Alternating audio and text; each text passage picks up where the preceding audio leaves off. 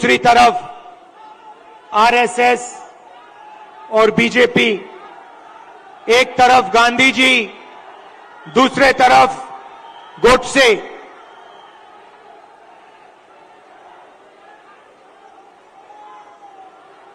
ये भैया इनको दिखाई नहीं दे रहा है। भैया प्रेस वाले थोड़े नीचे हो जाएं तो लोगों को दिखे।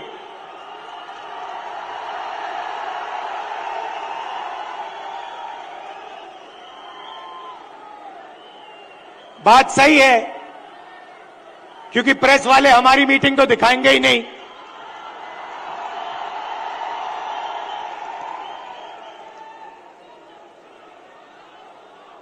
तो एक तरफ गांधी जी, दूसरी तरफ गोडसे, एक तरफ नफरत और हिंसा, अहंकार, और दूसरी तरफ मोहब्बत, आदर, भाईचारा। अब देखिए, जहां भी ये जाते हैं नफरत फैलाते हैं, गुस्सा पैदा करते हैं। अब हुआ क्या? अब मध्य प्रदेश में, मध्य प्रदेश का युवा, मध्य प्रदेश का किसान इनसे नफरत करने लग गया है।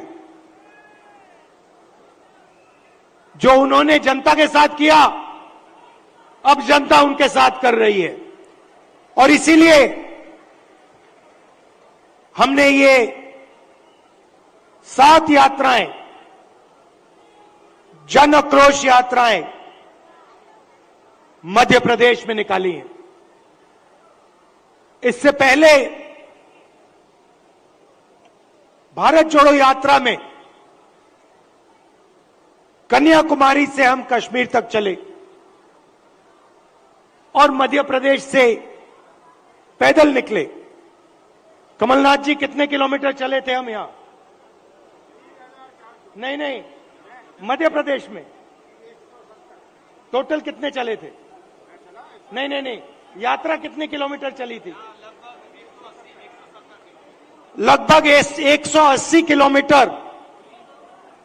हाँ, ये देखिए, 370 किलोमीटर हमारी यात्रा मध्य प्रदेश में चली थी। किसानों से मिले, युवाओं से मिले, माताएं बहनों से मिले। मुझे सिर्फ 2-3 बातें कही। सबसे पहले, मध्य प्रदेश हिंदुस्तान में भ्रष्टाचार का सेंटर है, एपी सेंटर है। और जितना भ्रष्टाचार बीजेपी के लोगों ने मध्य प्रदेश में किया है, पूरे देश में यह नहीं किया है। बच्चों के फंड्स, मिड डे मील के फंड्स, स्कूल यूनिफॉर्म के फंड्स चोरी किए। महाकाल कॉरिडोर में बीजेपी ने पैसा चोरी किया। व्यापम स्कैम को आप सब जानते हो। 1 करोड़ युवाओं को इन्होंने नुकसान पहुंचाया। एमबीबीएस की सीट्स बेची जाती हैं और पेपर लीक किए जाते हैं। यह इनका राज है। दूसरी बात,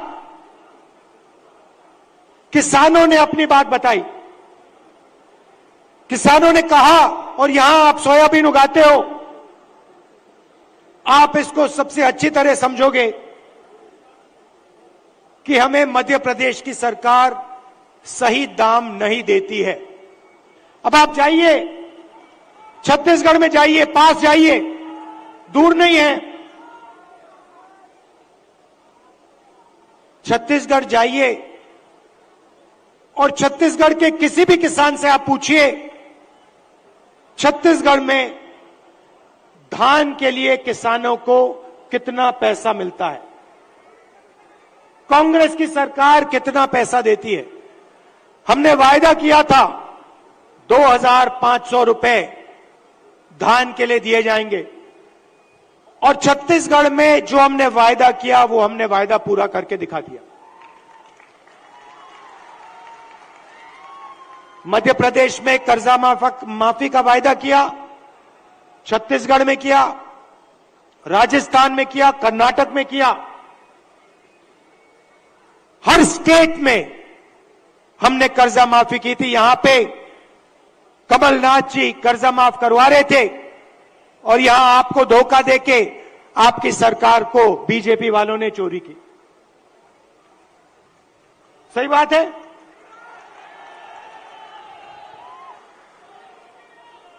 भाई और बहनों, 18,000 किसानों ने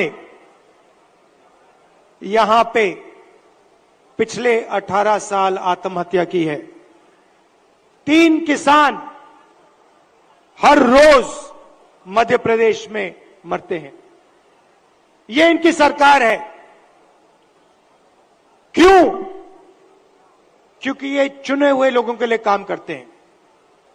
पहली बार हिंदुस्तान की हिस्ट्री में पहली बार किसान टैक्स दे रहा है। इन्होंने जीएसटी लागू की और 5 कानून लाए, काले कानून, किसानों को दबाने के, खत्म करने के कानून। हिंदुस्तान के सारे किसान इनके खिलाफ खड़े हो गए। नरेंद्र मोदी जी कहते हैं किसानों के फायदे के लिए मैं ये कानून, काले कानून लाया हूं। अगर किसानों के फायदे के लिए कानून लाए तो किसान सड़क पे क्यों उतरे हैं?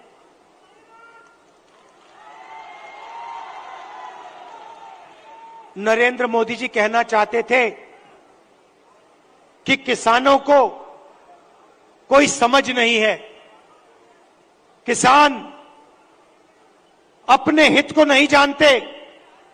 नरेंद्र मोदी कहना चाहते थे कि हिंदुस्तान के 2-3 अरबपति अदानी जी किसान को फायदा पहुंचाने के लिए काम करते हैं। भाई और बहनों, आप कर्नाटक जाइए, राजस्थान जाइए, छत्तीसगढ़ जाइए, हिमाचल जाइए, हमारी सरकारें गरीबों के लिए, कमजोर लोगों के लिए काम करती हैं। कर्नाटक में हमने 5 गारंटी दी, गरीबों के लिए, महिलाओं के लिए, किसानों के लिए। आप जाइए, कर्नाटक में जाइए, कर्नाटक की महिलाएं बस में जाने के लिए 1 रुपया नहीं देती हैं, मुफ्त में घूमती हैं। कहीं भी जाना हो कर्नाटक में, कर्नाटक की महिलाएं फ्री में जाती हैं। हर महीने उनके बैंक अकाउंट में सीधा पैसा आता है, सरकार पैसा देती है। छत्तीसगढ़ में जाइए, किसानों का कर्जा माफ किया, किसानों को सही दाम दिलवाते हैं। राजस्थान में जाइए, स्वास्थ्य के बारे में पूछिए, मुफ्त में वहां पे दवाई मिलती है। 15 लाख रुपए का वहां पे फ्री में इलाज होता है। हार्ट सर्जरी करवानी हो, बड़ी से बड़ी सर्जरी करवानी हो, राजस्थान में जाइए, पता लगाइए, राजस्थान की जनता को वहां पे फ्री में सर्जरी मिलती है। सरकार जनता के लिए चलनी चाहिए। सरकार किसी संगठन के लिए या 1-2 बड़े उद्योगपतियों के लिए नहीं चलनी चाहिए।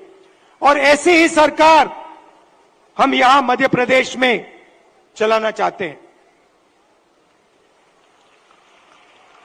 और कमलनाथ जी का काम आपने देखा है,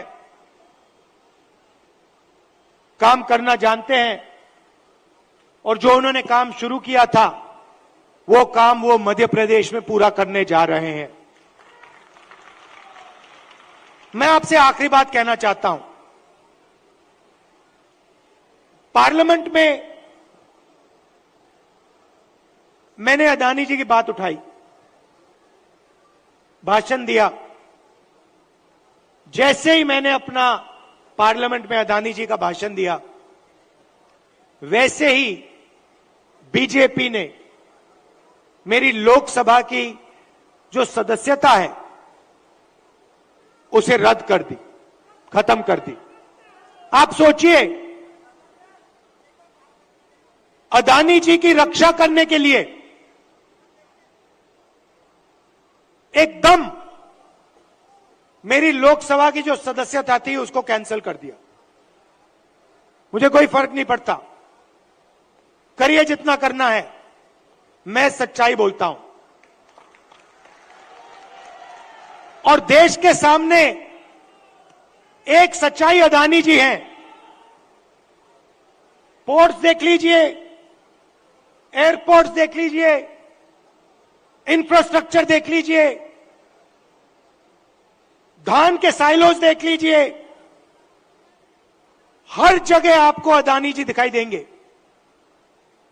अदानी जी किसानों के जेब में से हर रोज जेब में से आपका पैसा लिया जाता है। इंफ्रास्ट्रक्चर में, डीजल में, पेट्रोल में, फर्टिलाइजर में आपके जेब में से पैसा निकलता है और सीधा इन दो उद्योगपतियों के जेब में जाता है। मैंने मीडिया की बात की, मैंने मजाक में कहा कि मीडिया वाले हमारी मीटिंग तो दिखाएंगे नहीं। मोदी जी का चेहरा 24 घंटा दिखेगा, शिवराज जी का चेहरा 24 घंटा दिखेगा। क्यों? क्योंकि इनका रिमोट कंट्रोल अदानी जी के हाथ में है। देखिए, ये मुस्कुरा रहे हैं, प्रेस वाले मुस्कुरा रहे हैं, इनके बेचारे की गलती नहीं है, ये रिपोर्टर है, इनकी गलती नहीं है, ये सच्चाई जानते हैं। रिमोट कंट्रोल पीछे से कंट्रोल दबता है। एक और सच्चाई है, और वो सच्चाई शायद अदानी जी से भी बड़ी सच्चाई है।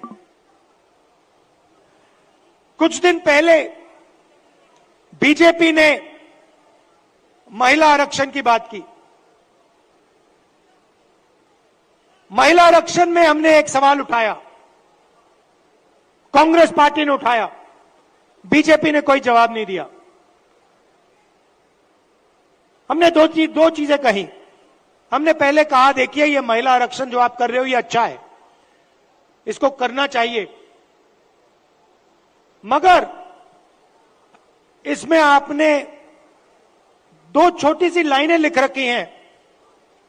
सबसे पहले इन लाइनों को आप मिटाइए। लाइन क्या थी?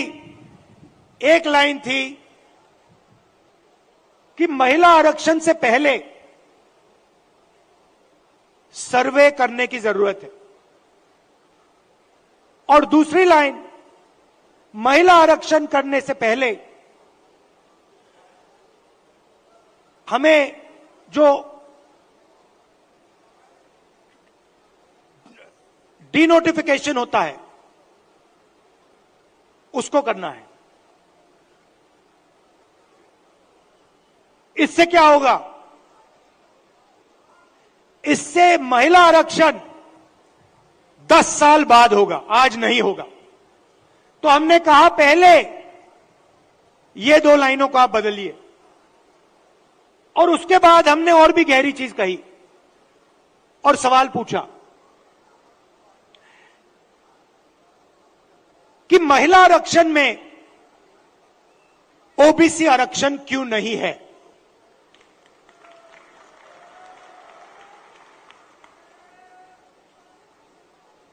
ओबीसी आरक्षण महिला आरक्षण में आपने क्यों नहीं दिया? नरेंद्र मोदी जी, आप कहते हैं कि आप ओबीसी के लिए काम करते हैं, आप ओबीसी के नेता हैं, तो आपने महिला आरक्षण के अंदर के बीच में ओबीसी आरक्षण क्यों नहीं किया? अब भाषण से पहले मैंने आंकड़े देखे और मैं हैरान हो गया। भाइयों और बहनों, नरेंद्र मोदी कहते हैं कि बीजेपी में ओबीसी के एमएलए और एमपी हैं। सबसे पहले कांग्रेस के तीन चीफ मिनिस्टर ओबीसी हैं, ये याद रखिए आप। हमारी 4 सरकारें हैं, 3 हमारे ओबीसी चीफ मिनिस्टर हैं। दूसरी बात, आप पार्लियामेंट में, विधानसभा में चले जाइए और बीजेपी के किसी भी एमएलए से पूछ लीजिए, एमपी से पूछ लीजिए, आपसे कुछ पूछा जाता है क्या? जब कानून बनाए जाते हैं आपसे कुछ पूछा जाता है? आपको कहेंगे भैया हमारे से कुछ कोई नहीं पूछता। कानून आरएसएस वाले लोग बनाते हैं, कानून अफसर बनाते हैं, कानून बीजेपी के एमएलए और एमपी नहीं बनाते। सच्चाई भाइयों और बहनों एक और है। सच्चाई यह है कि हिंदुस्तान को 90 अफसर चलाते हैं। कैबिनेट सेक्रेटरी और secretary of government of India Hindustan की सरकार को चलाते हैं। 90 लोग ये कानून बनाते हैं, ये निर्णय लेते हैं पैसा किधर जाएगा, कितना पैसा कहां जाता है। अब मैं आपसे सवाल पूछना चाहता हूं, बीजेपी के 10 साल से सरकार है, 90 अफसर सेक्रेटरी हिंदुस्तान को चलाते हैं। मैं हिंदुस्तान के सब ओबीसी से पूछना चाहता हूं, नरेंद्र मोदी जी कहते हैं आपकी भागीदारी है हिंदुस्तान की सरकार में, मध्य प्रदेश की सरकार में। आप मुझे बता दो, इन 90 अफसरों में से ओबीसी कितने हैं? ओबीसी की आबादी कितनी है पहले यह बताओ। कितनी आबादी है ओबीसी की हिंदुस्तान में? देखो, कोई जवाब नहीं दे सकता, कोई जवाब नहीं दे सकता। क्यों? क्योंकि कास्ट सेंसस नहीं हुआ है। भाइयों और बहनों, लगभग ओबीसी भाइयों की बहनों की 50% आबादी है हिंदुस्तान में। बात समझिए, आबादी 50% है और 90 में से 3 अफसर ओबीसी के हैं।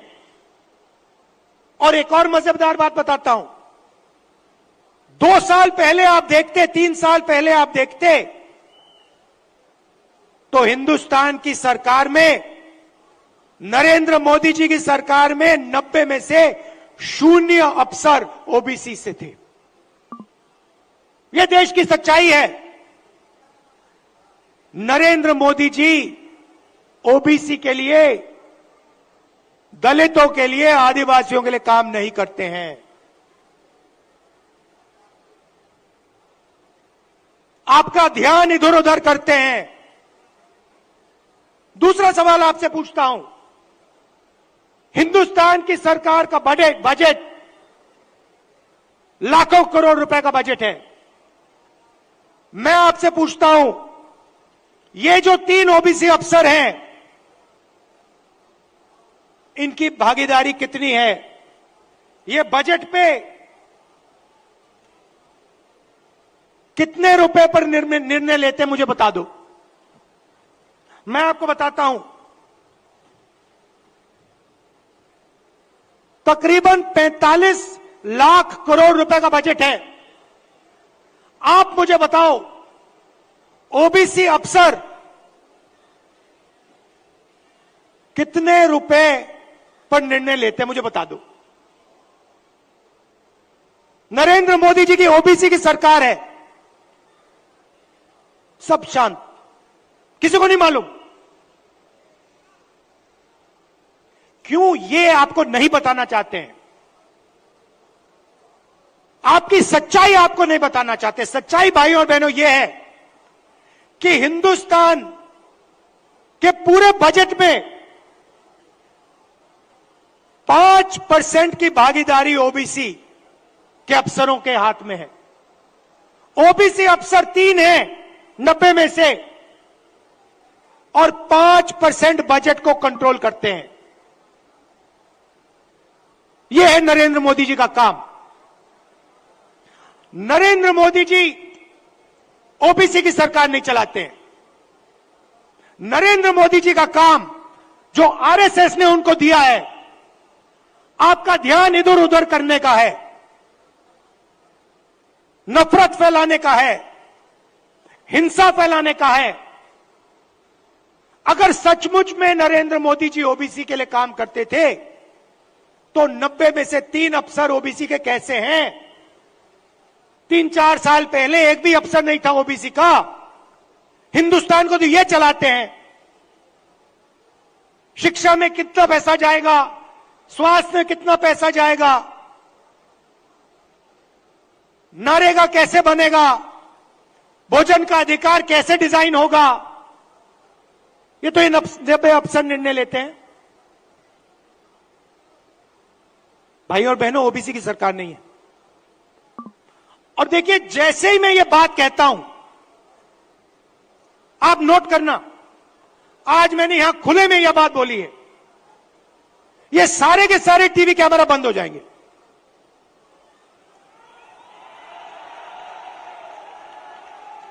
आप देख लेना, ये सारे के सारे बंद हो जाएंगे। क्योंकि जो सच्चाई है देश की, कि जो सारी की सारी लूट हो रही है, ये व्यापम स्कैम जो है, ये सारा का पैसा, ये आपका शिक्षा का पैसा, स्वास्थ्य का पैसा जो चोरी हो रहा है, ये ओबीसी की जेब में से पैसा चोरी हो रहा है।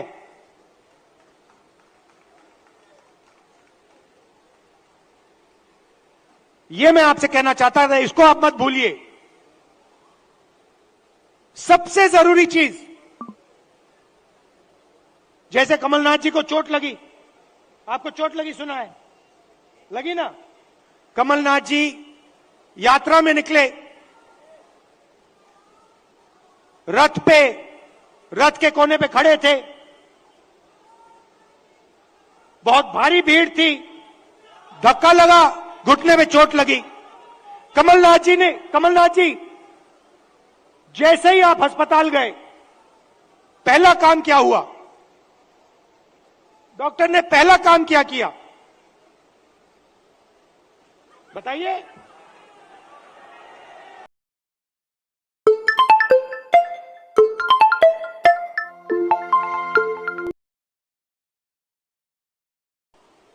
उसके बाद डॉक्टर ने कहा, हां, घुटने में यह प्रॉब्लम है। अब मैं यही बात कह रहा हूं, सब लोग कहते हैं हिंदुस्तान में ओबीसी है, दलित है, जनरल है, आदिवासी हैं, मगर जब हम सवाल पूछते हैं ओबीसी कितने हैं, जनरल कितने हैं, दलित कितने हैं, आदिवासी कितने हैं, कोई जवाब नहीं दे पाता। देखो, मैं पूछता हूं, भैया ओबीसी कितने हैं हिंदुस्तान में? कोई नहीं दे सकता। तो मैं ये कह रहा हूं कि अब वो समय आ गया है कि हमें हिंदुस्तान का एक्सरे करना है। यह पता लगाना है कि अगर 90 अफसर हिंदुस्तान को चला रहे हैं और उसमें से 5% भागीदारी ओबीसी को मिल रही है, तो क्या ओबीसी की आबादी 5% है क्या? हो ही नहीं सकता। तो अगर उनकी आबादी 5% नहीं है, अगर उनकी आबादी 50% है, तो उनका 5% बजट पे कंट्रोल क्यों है? उनका 50% बजट पे कंट्रोल क्यों नहीं है? अब जब मैं ये सवाल उठाता हूं, बीजेपी के लोग कांपने लग जाते हैं। नरेंद्र मोदी जी भाग जाते हैं, अमित शाह जी कुछ और कहते हैं, हिंदू मुस्लिम कहेंगे, नफरत फैलाने की कोशिश करेंगे। भाई और बहनों, देश के सामने एक ही मुद्दा है, कास्ट सेंसस। ओबीसी कितने हैं और उनकी भागीदारी कितनी होनी चाहिए, यह हिंदुस्तान के सामने सबसे बड़ा सवाल है। और कांग्रेस पार्टी की हिंदुस्तान में सरकार है, पहला काम यह हम करके दिखाएंगे। अब बीजेपी के पास मजे की बात सुनिए, कास्ट सेंसस कांग्रेस पार्टी ने किया, जब हमारी सरकार थी हमने किया। सारे के सारे आंकड़े नरेंद्र मोदी जी के पास हैं। हिंदुस्तान में कौन सी जात की कितनी आबादी है, हिंदुस्तान की सरकार जानती है। हिंदुस्तान में ओबीसी कितने हैं, हिंदुस्तान की सरकार जानती है। नरेंद्र मोदी हिंदुस्तान के ओबीसी को यह बताना नहीं चाहते हैं कि आप कितने हो, क्योंकि वो आपको भागीदारी नहीं देना चाहते हैं, वो आपको सच्ची शक्ति नहीं देना चाहते हैं। वो आपके लोगों को विधानसभा में बैठा देते हैं, मगर फिर उनको बिल्कुल चुप करा देते हैं। हम चाहते हैं कि सबकी भागीदारी हो, किसानों को सही दाम मिले। यह सबका हिंदुस्तान है, दो तीन उद्योगपतियों का नहीं है। इसीलिए हमारा पहला काम कास्ट सेंसस होगा, और जैसे ही हमारी सरकार आएगी हम देश को बता देंगे इस देश में कितने ओबीसी हैं, कौन से कितने जात की आबादी है। ये अगर हमें सचमुच में हिंदुस्तान की जनता को शक्ति देनी है, तो जैसे कमलनाथ जी का एक्सरे हुआ था, एमआरआई हुई थी, वैसे ही हम हिंदुस्तान का एमआरआई, हिंदुस्तान का एक्सरे करा के देंगे। आप सबका दिल से बहुत बहुत धन्यवाद। नमस्कार, जय हिंद। रिजर्वेशन ओबीसी को दिलवाया था, कानून पास किया था, और बीजेपी के लोगों ने पीछे से उसे रद्द किया। अब मैं पार्षदों से निवेदन करूंगा कि बड़ी माला से माननीय